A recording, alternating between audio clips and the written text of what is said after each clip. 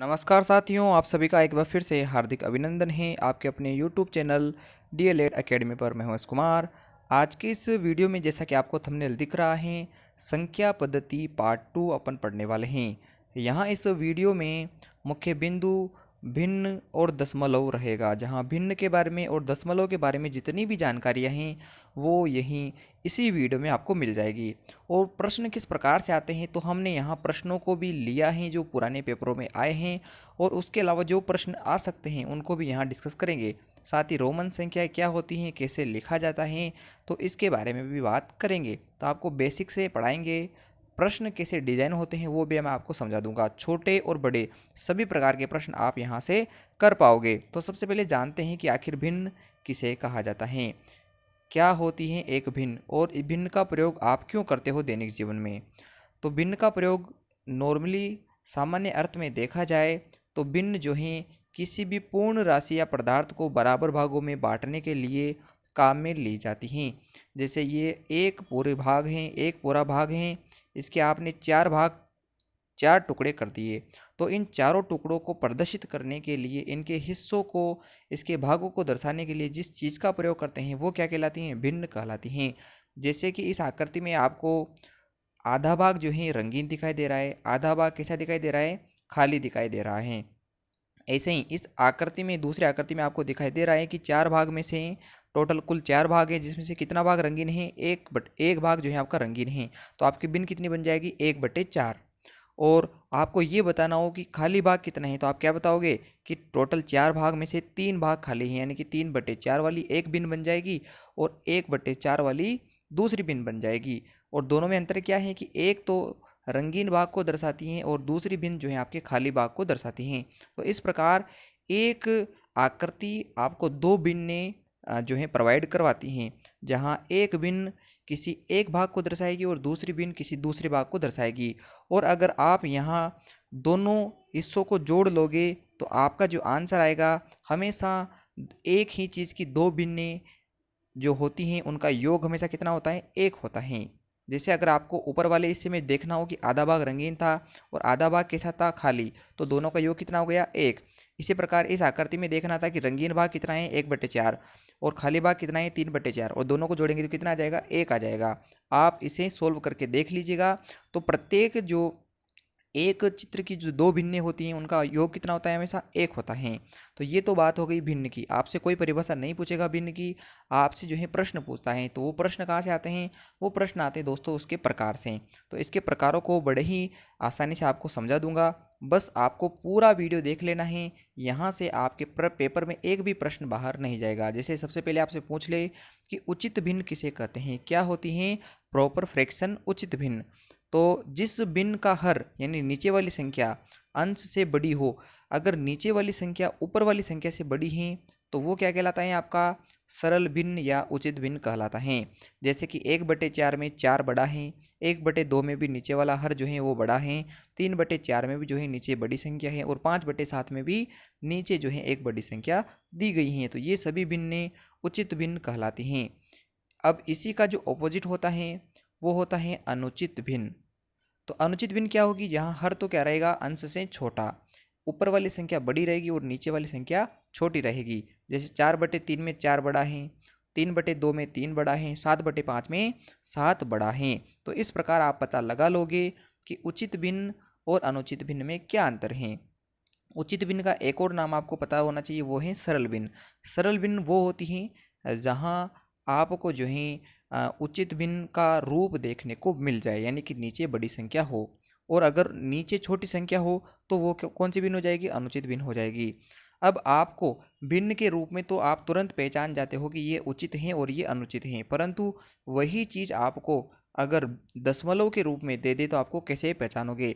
तो दशमलव के रूप में देने पर आप कैसे पहचानोगे कि कोई भिन्न उचित होगी या अनुचित। तो कैसे पहचानना है, अगर भिन्न में नीचे वाली संख्या का भाग ऊपर वाली संख्या में देने पर मान अगर एक से बड़ा आ जाए, अगर मान जो है आपका एक से ज़्यादा आ जाए तो वो कौन सी भिन्न होगी, अनुचित भिन्न होगी। और अगर एक से कम यानी 0 पॉइंट कुछ ऊपर संख्या आ जाए ऐसे, तो वो कौन सी भिन्न होती हैं, उचित भिन्न होती हैं। जैसे कि 1/2, जब आप एक में 2 का भाग दोगे तो कितना आएगा, 0.5, कितना आ जाएगा, 0.5। अब 0.5 जो है एक से छोटी संख्या है, और एक से छोटी संख्या जो होने पर कौन सी संख्या कौन सी भिन्न हो जाएगी, उचित भिन्न। और अगर इसका मान एक से ज़्यादा आ जाता तो आपको पता होना चाहिए था ये कौन सी भिन्न है, उचित अनुचित भिन्न। तो इस प्रकार जो है आप भिन्न और दशमलव दोनों रूप में भी आसानी से उचित और अनुचित का अंतर पता कर सकते हैं। इसके बाद जो भिन्न आती हैं उसे कहते हैं संयुक्त और मिश्र भिन्न। अब इसमें तीन कॉन्सेप्ट होते हैं। सबसे पहला, इसका रूप आपको कैसे दिखाई देगा। आप इसे पहचान सकते हो बड़ी आसानी से कि इसमें एक संख्या जो है वो बाहर जो है उभरी हुई होती हैं या बाहर लिखी जाती हैं, और एक भिन्न आपको ऐसे दिखाई देगी। तो ये वाला जो रूप होता है ये संयुक्त भिन्न का या मिश्र भिन्न का होता है। अब इस रूप के अंदर यानी इसका निर्माण कैसे होता है, तो इसका निर्माण होता है एक तो पूर्ण संख्या यानी पूर्णांक संख्या, और एक उचित भिन्न। उचित भिन्न का मतलब ऊपर छोटी संख्या और नीचे बड़ी संख्या, इन दोनों को मिलाकर जो है ये भिन्न आपको दिखाई देती हैं। तो आप जो है संयुक्त भिन्न को इस प्रकार से भी लिख सकते हो। जैसे आपको 3 सही 5/9 को लिखना है तो आप इसे ऐसे लिख सकते हो, 3 सही 3 प्लस 5/9। तो ये वाला जो रूप है वो ये वाला रूप दोनों सेम होता है। अब आपको यहाँ इंटरेस्टिंग फैक्ट याद रखना है कि इसके निर्माण में जो भिन्न होती हैं वो उचित भिन्न होती हैं, परंतु जब इसको सोल्व करके नॉर्मल भिन्न बनाया जाएगा तो वह कौन सी भिन्न प्राप्त होगी, आपको अनुचित भिन्न प्राप्त होगी। जैसे ही आपको 9 को 3 से गुणा करो, 9 तिया 27 और 5 जोड़ो, उसमें कितना हो गया 32। तो 32/9 आपके आंसर आया है। और 32/9 में जो है ऊपर वाली संख्या 32 बड़ी हैं और नीचे वाली संख्या 9 छोटी हैं, और ये रूप कौन सा कहलाता है, अनुचित भिन्न का कहलाता है। जबकि इसके निर्माण में तो 5/9 था, एक उचित भिन्न थी जहाँ नीचे वाली संख्या बड़ी थी। तो आपको याद रखना है कि संयुक्त भिन्न के निर्माण में उचित भिन्न काम में आती हैं, और जबकि इसके सरल रूप में अनुचित भिन्न काम में आती हैं। तो ये दोनों प्रश्न आपको याद रखने हैं। इसके बाद जो नेक्स्ट भिन्न आपको दिखाई देती हैं वो है तुल्य भिन्न। क्या होती हैं और इसका जो है इसको बनाया कैसे जाता है। तो आपको याद रखना है कि कोई भी भिन्न आपको दी जाएगी, उस भिन्न के अंश और हर को यदि आप किसी समान संख्या से गुणा कर देते हो तो जो आपको एक नई भिन्न प्राप्त होगी वो भिन्न आपके तुल्य भिन्न कहलाएगी, पहले वाली भिन्न की। जैसे 2/3 के आपको तुल्य भिन्न निकालनी है तो आप क्या करोगे, किसी भी संख्या से इसे गुणा कर दो, ऊपर नीचे समान संख्या होनी चाहिए। जैसे हमने यहाँ 5 ले लिया है, ऊपर भी 5 से गुणा कर दिया और नीचे भी 5 से गुणा कर दिया, तो 2 को 5 से गुणा करने पर 10 आ गया और 3 को 5 से गुणा करने पर 15। तो 10/15 जो ये भिन्न प्राप्त हुई हैं 10/15 वो किसकी तुल्य भिन्न है, 2/3 की तुल्य भिन्न है। तो इस प्रकार जो है आप किसी भी संख्या की 2 या 2 से ज़्यादा तुल्य भिन्न निकाल सकते हो। आगे देखते हैं अगले भिन्न को, और ये भिन्न काफ़ी बार पूछी गई हैं। 2015, 16 या 17 वाले पेपर में मुझे अभी ढंग से याद नहीं आ रहा है, परंतु ये पूछा गया है कि दशमलव भिन्न क्या होती हैं, उसके कितने प्रकार होते हैं। तो इसे बड़े आसानी से आपको समझाने वाला हूँ, आप ध्यानपूर्वक सुनिएगा। सबसे पहले जानते हैं कि किस भिन्न को दशमलव भिन्न कहते हैं।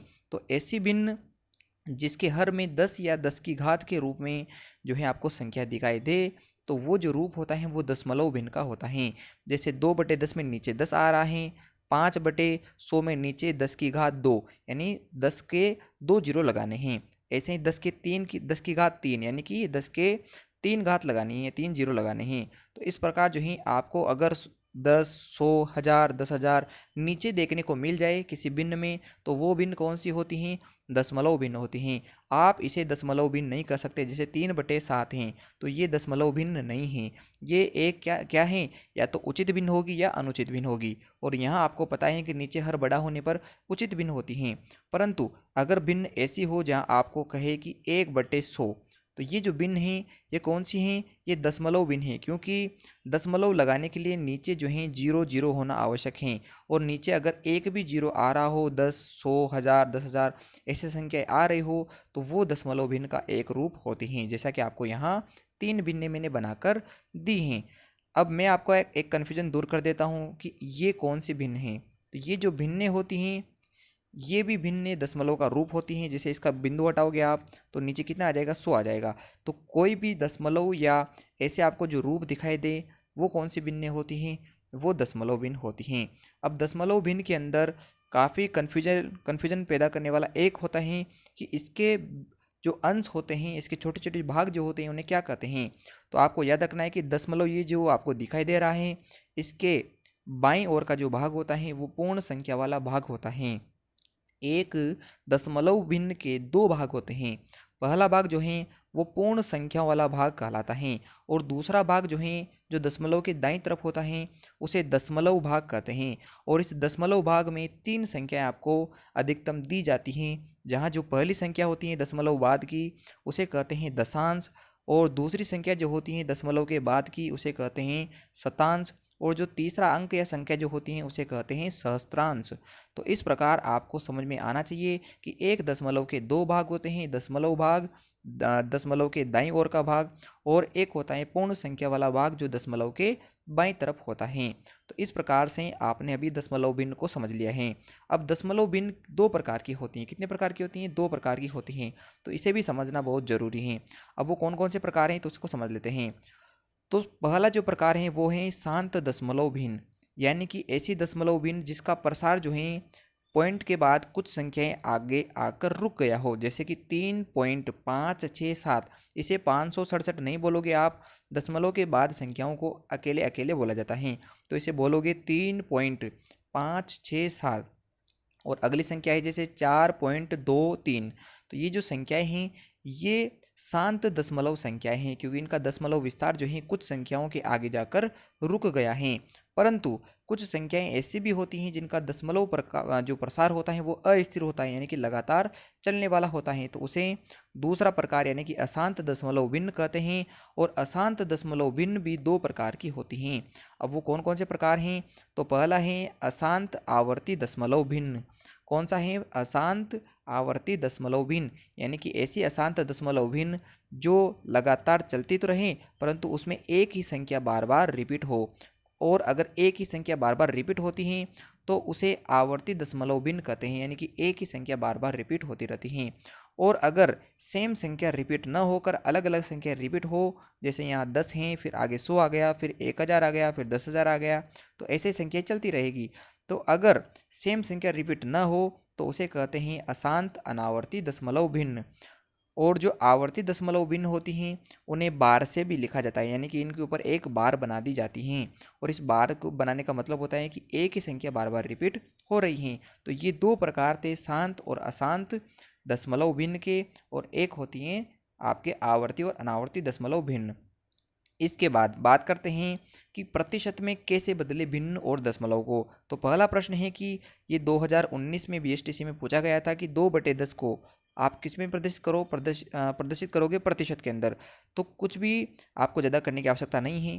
प्रतिशत में बदलने का मतलब होता है कि 100% से गुणा कर दो। सिर्फ 100 से गुणा नहीं करना है, 100 और परसेंट से गुणा करना है। तो 10 से 10 कट जाएगा, 10 से 0 कट जाएगा, तो 2 को किससे गुणा करोगे? 10 से। कितना आ गया? 20। और ये परसेंट वाला जो चिन्ह है वो उसके साथ वैसा का वैसा ही रह जाएगा। तो 2/10 से जो आपको परसेंटेज प्राप्त हुआ है वो कितना है? आपका 20%। ऐसे अगर आपको निकालना है कि दशमलव से प्रतिशत कैसे कन्वर्ट करोगे, तो ये भी बहुत सिंपल है। सबसे पहले दशमलव हटा दो। दशमलव हटाने के बाद जितनी संख्याएं होती हैं पीछे उतने नीचे जीरो लगा देते हो। जैसे दशमलव के बाद 3 संख्याएं हैं तो 3 जीरो आपने लगा दी हैं। अब परसेंट में कन्वर्ट करना है तो 100% से गुणा करेंगे, जहाँ 2 जीरो से 2 जीरो कैंसिल हो जाएंगे। 10 का भाग उसमें देंगे तो 62.5 आएगा, और पीछे जो है परसेंटेज का चिन्ह सेम टू सेम आ जाएगा। अब ये तो हो गया प्रतिशत में बदलना। इसके बाद हो सकता है कि आपसे प्रतिशत और दशमलव को डायरेक्ट किस में बदलने को बोल दे? भिन्न में बदलने को बोल दे। तो आपको एक दशमलव वाली संख्या दी गई है, इस दशमलव को आपको एक साधारण भिन्न या सामान्य भिन्न में बदलना है। तो आपको कुछ नहीं करना है, सबसे पहले पॉइंट हटाने हैं। पॉइंट हटाते ही दो संख्याओं के 2 जीरो नीचे आ जाएंगे, और आपको क्या करना है? अब इसको जो है बराबर एक संख्या से ऊपर नीचे काट लेना है। जैसे इसका 5 का भाग इसमें देंगे तो 11 बार हो जाएगा, और 5 का भाग इसमें देंगे तो 20 बार, यानी कि 11/20 आपके सामान्य भिन्न आपको प्राप्त हो जाएगी। ऐसे अगर अपन बात करें कि 45% को आपको अगर भिन्न में बदलना है तो इसका भी एक सिंपल फॉर्मूला है कि प्रतिशत के चिन्ह को हटाएंगे, नीचे कितना आ जाएगा? 100। अब वही संख्या है कि एक संख्या से बराबर इन्हें ऊपर नीचे काट लो। तो 5 से काटने पर ऊपर कितना आ गया? 9 आ गया, और 5 से इसे काटने पर नीचे कितना आ गया? 20 आ गया। तो 45% का मतलब होता है 9/20। तो ये इसका भिन्न रूप प्राप्त हो चुका है। तो अभी तक हमने बात की है कि भिन्न क्या होती हैं, उसके प्रकार क्या होते हैं, साथ ही तुल्य भिन्न क्या होती हैं, मिश्र भिन्न, संयुक्त भिन्न, और भिन्न को प्रतिशत में कैसे बदलें, दशमलव को प्रतिशत में कैसे बदलें, और प्रतिशत और दशमलव को भिन्न में कैसे बदले, यहाँ तक की बात हो चुकी है। अब इसके बाद बात करते हैं कि तुल्य भिन्न से जो है चित्र कैसे बनाएं, यानी कि तुल्य भिन्न को चित्र में कैसे कन्वर्ट करें। तो ये BSTC 2019 का प्रश्न था कि 2/4 और 4/8 को जो है तुल्य भिन्न में चित्र सहित बदलिए। तो 2/4 को आप ऐसा कर सकते हो कि 4 डिब्बे बना लो नीचे, क्योंकि नीचे जितनी संख्या होती हैं उतने आपको डिब्बे या गोलाकार आकृति बना देते हो। तो हमने यहाँ 4 नीचे दिया हुआ है तो 4 डिब्बे बना लिए हैं, उसमें से ऊपर कितना है 2, तो 2 डिब्बों में कलर बना लिया है।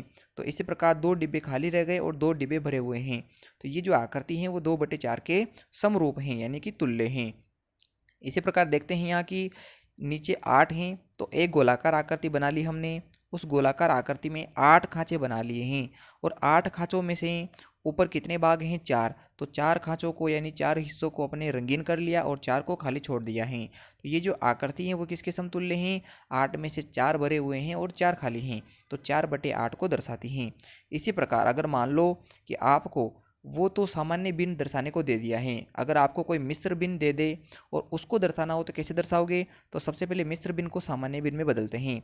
तो यहाँ दिया हुआ है 1 सही 5/7, तो 7 को 1 से गुणा करते हैं, 7 एकम 7 और ऊपर कितना है 5, तो 5 को इसमें जोड़ते हैं।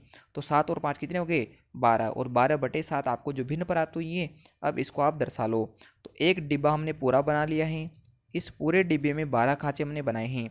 इन 12 खांचों में से 1 2 3 4 5 6 और 7 खांचों को जो है हमने कलरफुल बना लिया है।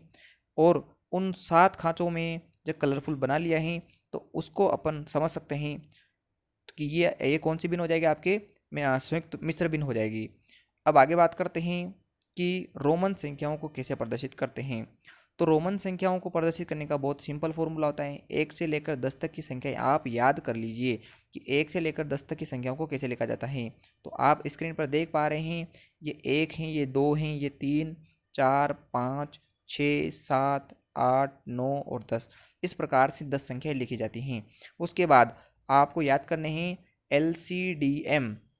एल का मतलब होता है 50, सी का मतलब होता है 100, डी का मतलब होता है 500 और एम का मतलब होता है 1000। तो आपको याद रखना है कि 50, 100, 500 और 1000 को LCDM से प्रदर्शित किया जाता है। इससे आप जो है प्रत्येक संख्या बना सकते हो। अब यहाँ एक विशेष नियम काम करता है, वो ये है कि किसी भी छोटी संख्या को अगर आपको दर्शाना है तो आप बड़ी संख्या के उसे बाईं ओर लिखोगे। जो आपको संख्या दी जाएगी उसके बाईं ओर छोटी संख्या लिखते हैं और उसके दाईं ओर कौन सी संख्या लिखते हैं, बड़ी संख्या लिखी जाती हैं। जैसे ये 10 हैं, इस 10 के अगर आप 1 बाईं तरफ लगा देते हो तो वो क्या बन जाता है, 9 बन जाता है। और इस 10 के 1 आप दाईं तरफ लगा देते हो तो क्या बन जाता है, 11 बन जाता है। तो इस उदाहरण से स्पष्ट है कि अगर 1 को आप दाईं तरफ लगाओगे तो बड़ी संख्या बन जाएगी और 1 को आप बाईं तरफ लगाओगे तो कौन सी संख्या बन जाएगी, छोटी संख्या आपको बन जाएगी। इसी प्रकार 10 और 10 कितने हो गए, 20 हो गए। 10 10 10 कितने हो गए, 30 हो गए। या ऐसे आप लिख सकते हो कि एल का मतलब 50 और 50 में से 10 यहाँ कम है और 10 यहाँ कम, कितना हो गया 30। तो आगे मैं समझाता हूँ कि संख्याएं कैसे लिखोगे। जैसे आपको लिखना है 40, तो 40 कैसे लिखोगे, सबसे पहले आपको लिखना है 50, तो 50 को क्या कहते हो आप, एल। अब 50 में से कितना कम है ये, तो कम होने का मतलब छोटे संख्या है, तो किस तरफ लिखेंगे, बाईं ओर लिखेंगे। और कितना कम है 50 से, 10 कम है, तो आपने लिख दिया एक्स और एल। तो एक्सएल का मतलब क्या होता है, 40 होता है। इस प्रकार आपने 40 को लिख दिया। अब आपको लिखना है 30, तो आप ऐसे भी लिख सकते हो 10 10 और 10, तो ये भी 30 हो जाता है। परंतु अगर आपको 50 की फॉर्म में लिखना हो तो आप ऐसे लिखोगे 50, 50 से 10 कम और फिर 10 और कम, तो कितना हो गया, ये तो 50 हो गया, ये आपका 50 हो चुका है। 10 कम होते ही 40 और उससे भी 10 कम कितना हो गया, 30 हो जाएगा। इसी प्रकार अगर आपको लिखना है 400, तो आप 400 को कैसे लिखोगे, सबसे पहले आपको पता होना चाहिए कि 500 को क्या कहते हैं, तो 500 को कहते हैं डी। और 500 में से कितना कम है, 100, तो 100 को क्या कहते हैं, सी। तो ये हो गया आपका 500 और 500 में से 100 कम है, यानी कितना हो गया ये सी, और डी का मतलब 400। इसी प्रकार आपको लिखना है 67, तो आप कैसे लिखोगे, सबसे पहले आपको लिखोगे, आप लिखोगे एल, एल का मतलब होता है 50, और उससे कितना ज़्यादा है 67 है, तो 10 ज़्यादा है पहले तो कितना हो गया, ये हो गया आपके 50 और ये आपने लिख लिया 10, 60 हो गए। और 60 से ज़्यादा कितना है, तो 1, और 60 से ज़्यादा 7 है, तो 7 को कैसे लिखते हैं, ऐसे। तो आपका बन जाएगा एल का मतलब 50, एक्स का मतलब 10 यानी 60, और ये हो जाएगा 7। तो इस प्रकार जो है आप संख्याओं को मिलाकर लिखोगे तो कितना हो गया, 67 हो गया है। तो ये कुछ तरीके हैं संख्याओं को लिखने के, और मैं उम्मीद करता हूँ कि आपको भिन्न वाला ये जो वीडियो है वो पसंद आया होगा। इसके बाद कल से शिक्षा के उद्देश्य जो आपके पेपर नंबर 2 हैं उसके इम्पोर्टेंट प्रश्नों के बारे में बात करेंगे।